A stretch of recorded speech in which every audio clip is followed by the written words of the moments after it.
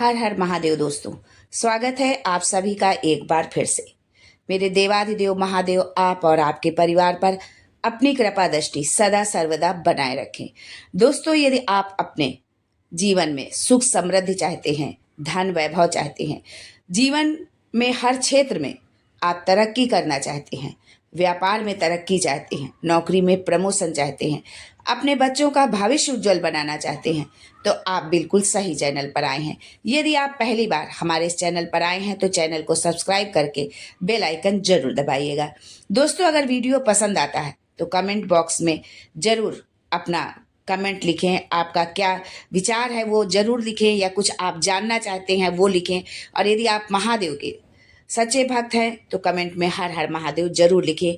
महादेव आपके जीवन के हर संकट को दूर करें, आपके जीवन में खुशियां ही खुशियां लेकर के आए। दोस्तों, प्रदोष व्रत हिंदू धर्म का प्रमुख व्रत है, जिसे हर त्रयोदशी तिथि पर रखा जाता है। इस दिन मुख्य रूप से देवों के देव महादेव की उपासना की जाती है। प्रदोष व्रत पर सच्चे भाव से महाकाल की आराधना करने से साधक के सभी दुख दर्द दूर होते हैं। ये तिथि सुहागिन महिलाओं के लिए और भी खास है, क्योंकि इस दिन व्रत रखने से वैवाहिक जीवन में मधुरता का वास होता है। वर्तमान में चैत्र माह जारी हो चुका है और इस माह में ये व्रत 10 अप्रैल को रखा जा रहा है, यानी कि आज। इस दिन गुरुवार होने के कारण ये गुरु प्रदोष व्रत होगा। खास बात यह है कि ये हिंदू नववर्ष का प्रथम प्रदोष व्रत है, जिस पर पूर्वा फाल्गुनी नक्षत्र और वृद्ध योग का संयोग बन रहा है। इस दिन चंद्रमा कन्या राशि में रहेगा। इस संयोग में भगवान शिव की उपासना करने से सभी मनोकामनाएं पूरी होती हैं। इतना ही नहीं, शिव परिवार की कृपा से जीवन में खुशियों का वास होता है। तो आइए जानते हैं कि इस दिन पूजा की विधि क्या है और इस दिन कौन से उपाय करें।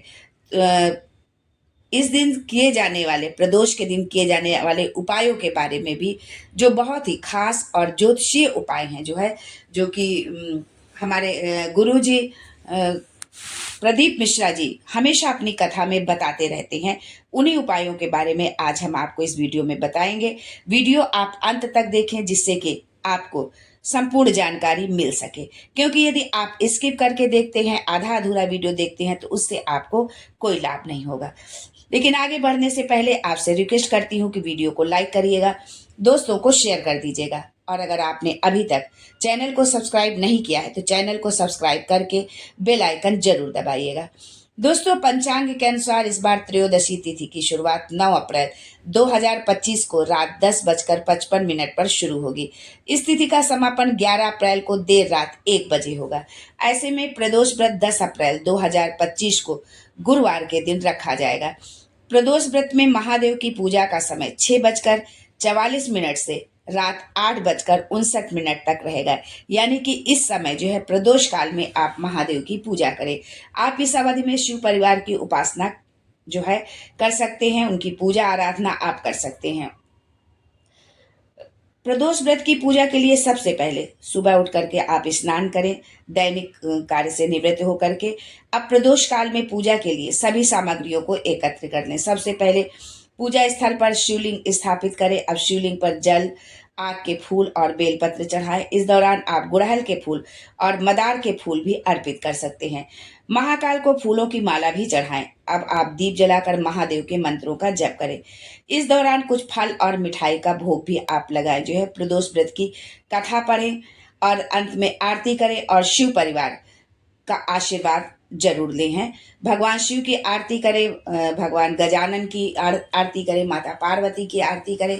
इस तरह से शिव परिवार की आरती करते हुए उनका आशीर्वाद जरूर लें।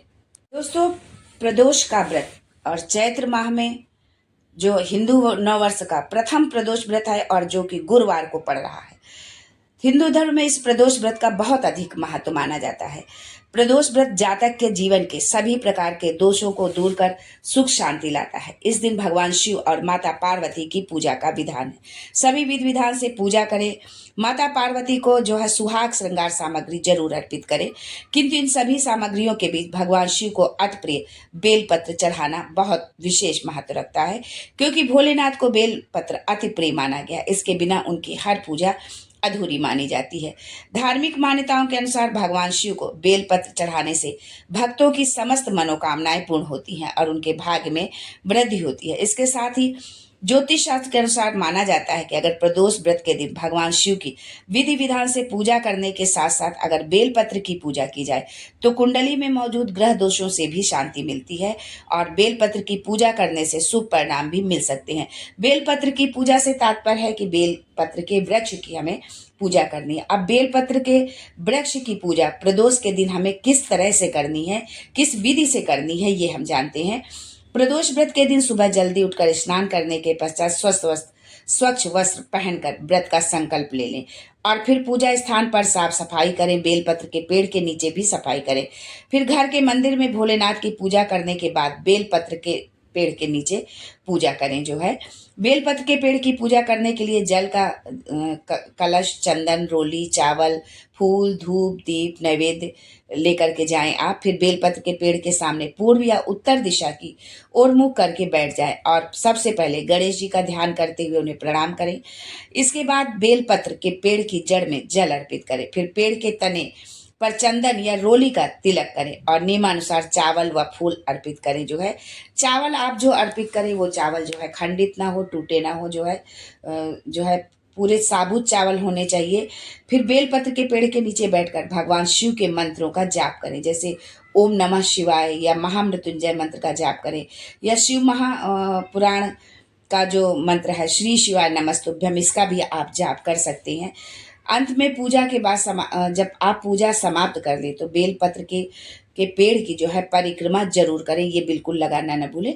आप अपनी सामर्थ्य के अनुसार 5, 7, 11 या जितना भी आप लगा सकते हैं परिक्रमा, उतनी आप परिक्रमा जरूर लगाएं। जो है अगर आप प्रदोष व्रत के दिन बेलपत्र की पूजा कर रहे हैं तो उस दिन भूल कर भी बेलपत्र नहीं तोड़ना चाहिए। आप एक दिन पहले तोड़ करके आप बेलपत्र भगवान की पूजन के लिए रख ली, क्योंकि बेलपत्र तो चढ़ाना आवश्यक है, लेकिन आपको उस दिन आपको बेलपत्र नहीं तोड़ना है, जिससे कि आपको दोष न लगे। बेलपत्र की पूजा करने के दौरान भगवान शिव के मंत्रों का जाप जरूर करना चाहिए, यानी कि जितनी समय आप पूजा कर रहे हैं ओम नमः शिवाय, श्री शिवाय नमस्तुभ्यम आपके मुख से निकलता रहना चाहिए। जो है भगवान की पूजा में अपना मन ध्यान लगाते हुए भगवान का पूजन अर्चन करें।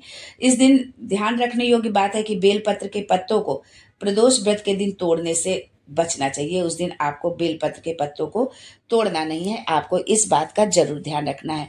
दोस्तों, यदि आप किसी विशेष मनोकामना से यदि आप बेलपत्र के पेड़ का पूजन कर रहे हैं तो बेलपत्र के पेड़ के नीचे जो है आटे का एक दीपक बना करके जो है बेलपत्र के पेड़ के नीचे रखें। जो है और उस आटे के दीपक रखें, कलश बना करके रखें और जो भी आपकी मनोकामना हो वो हाथ में आप जो है एक बेलपत्र को हाथ में लेकर के, चावल लेकर के जो है भगवान भोलेनाथ से जो है प्रार्थना करिए कि आपकी वो मनोकामना, आपकी वो इच्छा वो जरूर पूरी करे। और उसके पश्चात उस बेलपत्र को उसी बेलपत्र के पेड़ के नीचे जो है जो मिट्टी है उसी में वो आप दबा दीजिए। ये उपाय आपको प्रदोष के दिन जो है बेलपत्र के पेड़ के नीचे इस उपाय को आपको करना है।